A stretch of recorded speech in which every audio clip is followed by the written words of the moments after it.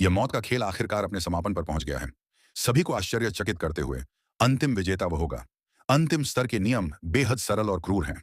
खिलाड़ी 3 अलग-अलग आकार के टावरों में बारी-बारी से रिट्रीट गेम खेलेंगे। पहले दौर में एक व्यक्ति को चौकोर टावर पर नीचे धकेला जाना चाहिए। शेष खिलाड़ी फिर उच्च त्रिकोणीय टावर पर आगे बढ़ेंगे। इसी तरह यदि त्रिकोणीय टावर पर एक से अधिक व्यक्ति समाप्त हो जाते हैं, तो बचे हुए लोग अंतिम गोलाकार टावर पर चढ़ जाएंगे।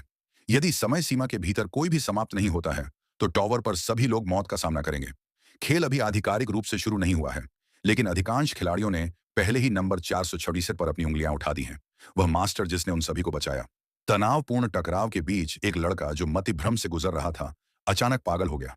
इस दुर्घटना ने सभी का ध्यान आकर्षित किया। एक बूढ़े व्यक्ति के सुझाव पर शेष 6 लोगों ने एक लोकतांत्रिक वोट आयोजित किया और अंत में मानसिक रूप से बीमार यिनकुंजी को पहले टावर से धकेलने का फैसला किया। जब सभी लोग त्रिभुज टावर की ओर बढ़े, तो मानव स्वभाव का अंधेरा पक्ष पूरी तरह से उजागर हो गया।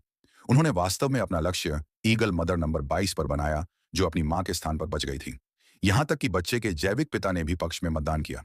नंबर 426 की हिचकिचाहट का सामना करते हुए सभी ने उसे कठिन तरीके से मनाना शुरू कर दिया। कुछ लोगों ने पाखंडी तरीके से उसकी अनिच्छा के बारे में अपनी समझ व्यक्त की और दावा किया कि उनके भी बच्चे हैं। किसी ने पाखंडी ढंग से सांत्वना दी, बच्चे को बिना दर्द के यहां से जाने दिया, शायद ये राहत होगी। कुछ लोगों ने सोच समझकर यह भी सुझाया कि उसे खुद ऐसा करने की जरूरत नहीं है, उन्हें बस मैंड्रिन बत्तखों को लोहे के खंभे पर लटकाना है और अंत में उन्हें सीधे तौर पर धमकाना है कि अगर उन्होंने बच्चे को नहीं छोड़ा, तो वे उन दोनों को टावर से धक्का दे देंगे। नंबर 456 शांति से कलह बोने की रणनीति का इस्तेमाल करता है और अस्थायी रूप से दूसरे पक्ष को डराता है जो कदम उठाने के लिए तैयार है। हालांकि वे जल्द ही एक नई योजना के साथ आते हैं और उतारे गए सूट का उपयोग करके उन्हें रस्सियों से बांधते हैं और नेता को ध्यान आकर्षित करने के लिए धन उगाहने का दिखावा करने देते हैं। लेकिन वास्तव में यह छोटे बाज को उत्तेजित करता है और सूट को साफ तौर पर काट देता है।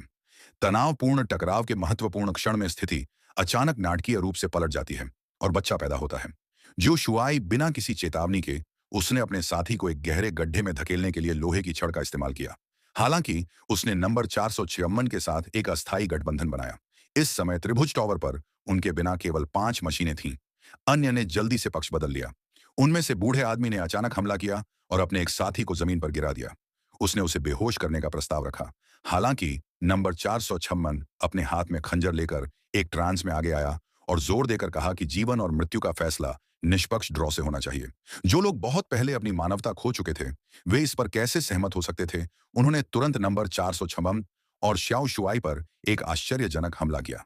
भयंकर लड़ाई में श्याओ शुआई ने हमलावरों में से एक को एक गहरे गड्ढे में फेंक दिया। नंबर 456 के पास अपने हाथों से अपने प्रतिद्वंद्वी को मारने के अलावा कोई विकल्प नहीं था। यह देखकर बूढ़े व्यक्ति ने तुरंत अपनी रणनीति बदल दी। वह सबसे पहले जमीन पर गंभीर रूप से घायल खिलाड़ी को निपटान के लिए अगले टावर पर ले गया। बूढ़े व्यक्ति के मरने के बाद उनमें से किसी ने भी ध्यान नहीं दिया। उसके पीछे जमीन पर गंभीर रूप से घायल खिलाड़ी टावर पर चढ़ने के लिए संघर्ष कर रहा है। यह जानते हुए कि उसे मरना तय है, वह दूसरों के लिए मुनाफा कमाने का साधन बनने से इनकार करता है और फिर भी आत्महत्या करने का विकल्प चुनता है और खेल छोड़ देता है। जब नंबर 496 बच्चे को पकड़े हुए गलियारे की ओर बढ़ता है, तो चालाक ज्याओ शुआई पहले ही दूसरी तरफ पहुंच चुका होता है और उसे लोहे की छड़ से धमकाता है कि वह बच्चे को नीचे रख दे और जहां वह है वहीं रहे। नंबर 456 शांति से बताता है, यदि वह आगे नहीं जाता है, तो ज्यो शुआई अगले दौर में खुद को खत्म नहीं करने का लक्ष्य हासिल कर लेगा। उन्मत्त ज्यो शुआई को संदेह है कि बच्चा उसका अपना नहीं है और दावा करता है कि उसकी प्रेमिका का नंबर 406 के साथ संबंध है। हताशा में नंबर 426 इशारा करता है और बच्चे को जमीन पर गिरा देता है और ज्याओ शुआई को लोहे की छड़ से उसे उठाने देता है। ठीक उसी समय जब दूसरा पक्ष बच्चे की जांच करने में व्यस्त होता है, नंबर 456 जल्दी से पीछे मुड़ता है और लाश से खंजर निकालता है। आखिरी क्षण में जब मार्ग बंद हो जाता है, वह प्रोटोटाइप टावर पर छलांग लगाता है। प्रोटोटाइप टावर में अंतिम टकराव में दृश्य और अधिक दुखद हो जाता है। लड़ाई के दौरान ज्याओ शुआई की लोहे की छड़ गहरी नदी में गिर जाती है। कहीं और जाने के लिए न होने के कारण वह बहुत हताश है। उसने इसे मंच के किनारे से ऊपर उठाकर अपने जैविक मालिक के पास पहुंचाया और इसका इस्तेमाल नंबर 426 को धमकाने के लिए किया। रोना मत, मुझे यहां शिकायत करनी है। कोरियाई टीवी नाटक वे पुरुषों और महिलाओं के बीच विरोध पैदा करते हैं। श्रेष्ठ मां ने अपने बच्चे के लिए खुद को बलिदान कर दिया। यह पिता जीवित रहने के लिए अपने ही खून और मांस को मारना चाहता था। वास्तव में मेरा सुझाव है कि हर कोई इस तरह के दिमागी मृत नाटक को कम देखे। यदि आप इसे बहुत अधिक देखते हैं, तो आपके 3 दृष्टिकोण प्रभावित होंगे और असामान्य हो जाएंगे। नंबर 456 को अपना एकमात्र हथियार खंजर दूसरे पक्ष को फेंकना पड़ा। हालांकि जो शुआई ने खंजर ले लिया और बच्चे को नीचे रखने से इनकार कर दिया और तुरंत उस पर घातक हमला किया। भीषण लड़ाई में दोनों मंच के किनारे से गिर गए।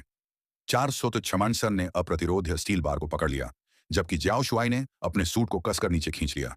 सूट का पतला कपड़ा फटने की आवाज करने लगा। ज्याओ शुआई की हताश आंखें, सूट अंततः वजन सहन नहीं कर सका। वह अनिच्छा से दहाड़ा और मंच से बाहर निकल गया। जब नंबर 456 कठिनाई से मंच पर वापस चढ़ा, तो उसने पाया कि अभी जीवन मरण के संघर्ष के कारण वे मंच के केंद्र में बटन लगाने का अवसर चूक गए। इसका मतलब यह हुआ कि खेल के नियमों के अनुसार अब वह और बच्चा दोनों में से केवल एक ही अस्तित्व में रह सकता है। नंबर 456 ने धीरे से दूसरे के बच्चे को उठाया और उसके माथे पर एक कोमल चुंबन दिया। फिर उसने उसे धीरे से मंच के बीच में रख दिया। खेल को ठिठुरते हुए देख रही टीम का सामना करने के लिए मुड़ा। कुछ दिनों बाद एक बच्चे को जबरन बचाया गया। खलनायक के पुलिस भाई के घर पर दिखाई दिया।